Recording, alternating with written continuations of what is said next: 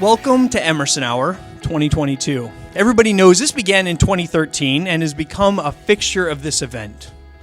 Not necessarily because it's the kickoff event, but that makes it easy. It's the first night and there's a lot of people here, so that helps. But because we come back year after year to see who the speakers are going to be.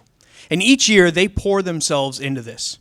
Now, a reminder of how this works. They only get 9 minutes. There are 6 of them, and they're going to speak on Ralph Waldo Emerson's question, what's become more clear since we last met? And that question is one we should beg of each other, right?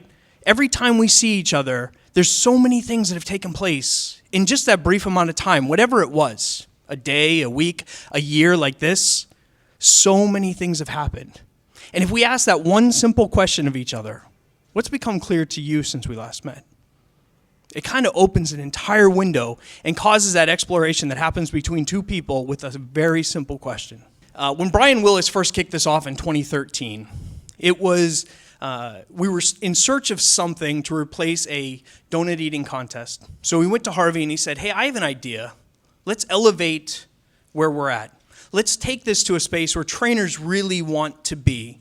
And they want to share with each other. And they want to be in this place where they challenge one another. And we never rise to the occasion, right? Right? That isn't the way this works. We rise to the level of training preparation. That's what Archilicus tells us. And so each year, they pour themselves into this and prepare. And so without any further ado, this is entirely about them. But I do want to thank, before we get started, the fact that in 2013, ILEETA said, let's do this. Harvey leaned forward and said, yeah, let's take this into a new space. And we wouldn't be able to do this without sponsors like Virtual Academy. The fact that they've invested their time and put their interest in this speaks a lot about what they're willing to do and where they believe the profession is. And so let's kick this off. Let's welcome our first speaker. Ladies and gentlemen, Mike Huth.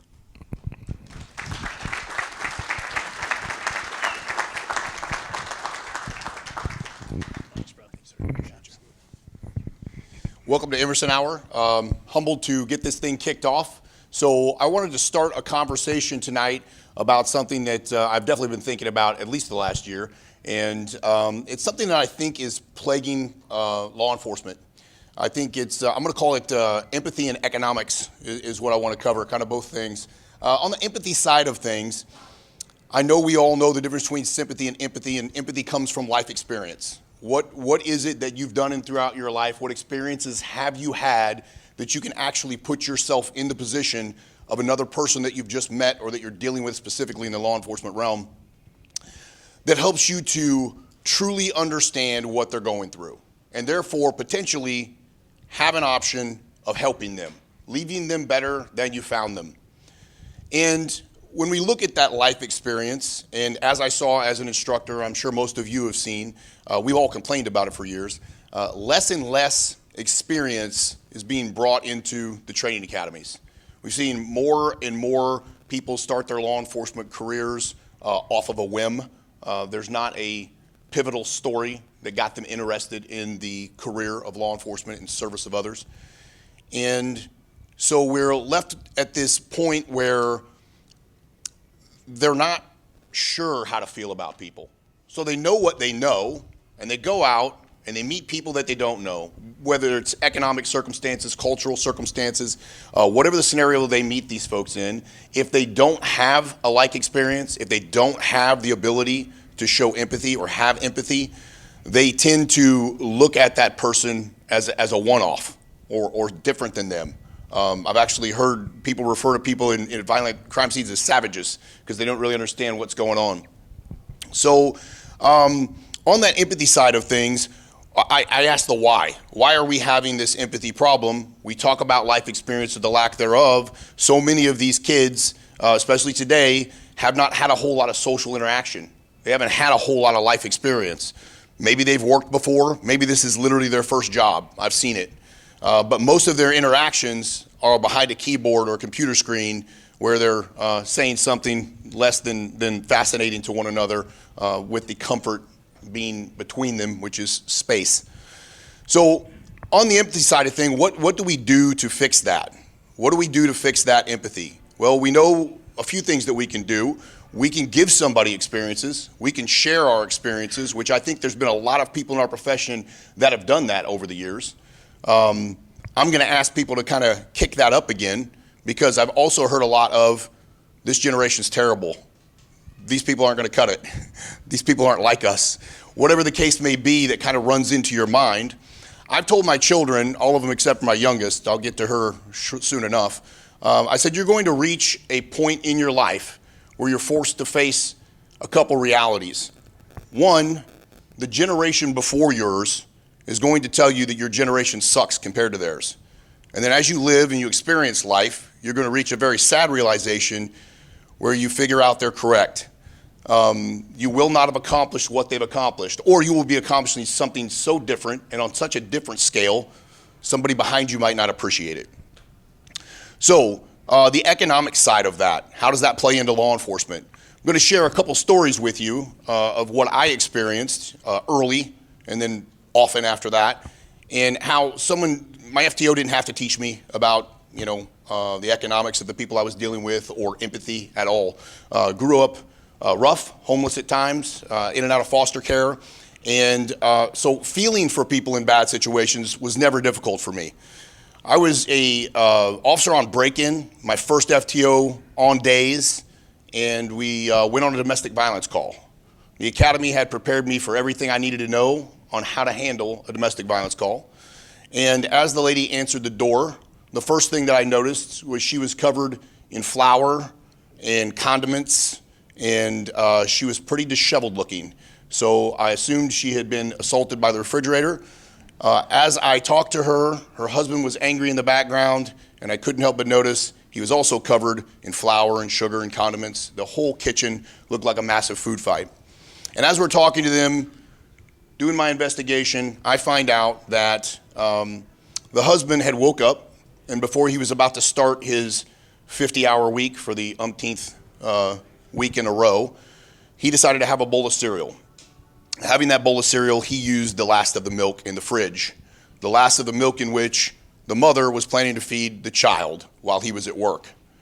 So again, with everything I learned in the academy, I knew I needed to find the primary aggressor, and the primary aggressor had to go to jail.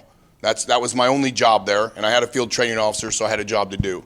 What I knew in my heart was, I know what they're going through. I know what they're feeling.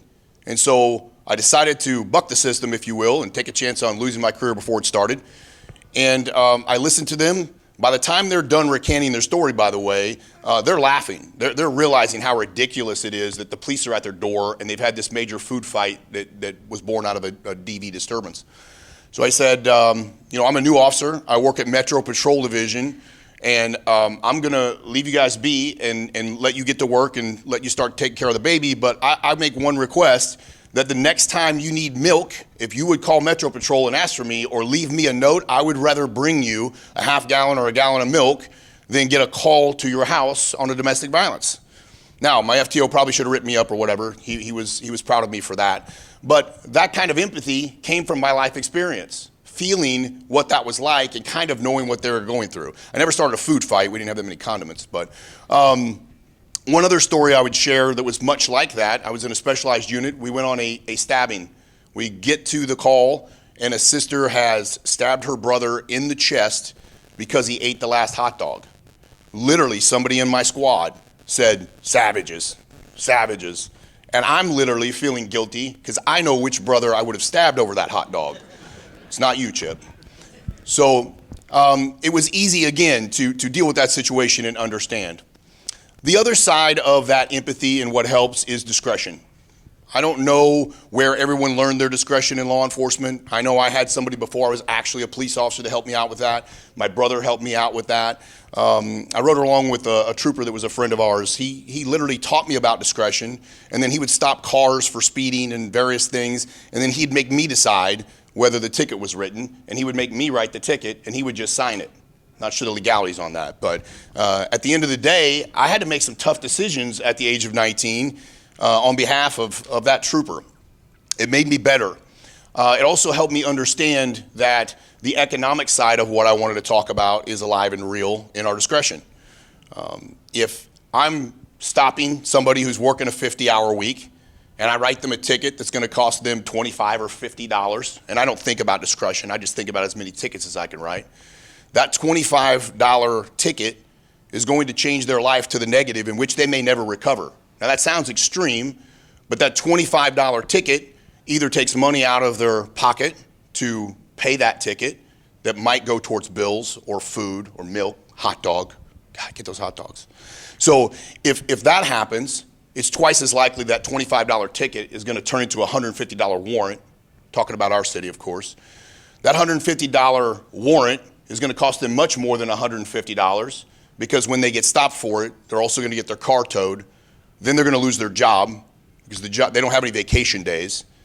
And all of this over a moving violation, which might have been an opportunity to educate somebody and use some discretion. So again, how do we get that empathy? How do we help people understand on that discretion what it is, what it means to show that discretion to somebody? You have to have the empathy first. You have to understand where they're coming from. You can't just feel sorry for people. If you've ever had somebody feel sorry for you, sometimes that'll anger you. That actually makes you mad. And the harder somebody struggles, they tend to get more aggravated if somebody just tries to show sympathy. So on the empathy side of things, if they can truly feel that you understand where they're coming from, then and only then will it make a difference.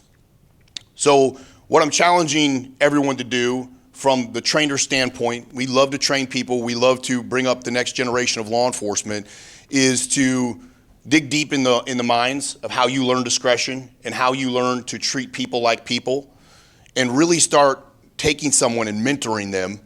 That's one thing in law enforcement that is never going to change, does not have to change, and it does not have to disappear. Their life experiences, instead of holding them accountable or leaving them off on an island because they lack the same experiences that we have, teach them how to get those experiences.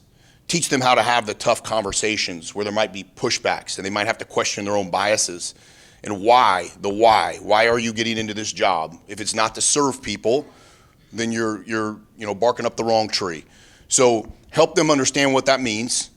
Have those conversations with them, mentor them, give them the lessons that you learned in discretion, and treat them like they deserve to be treated, the next generation that's going to take our spot. So again, I look forward to having some follow-up conversations with anybody and everybody on that. I look forward to any pushback or any additions or anything I can add to that thought process. I appreciate you all, and thank you for your time.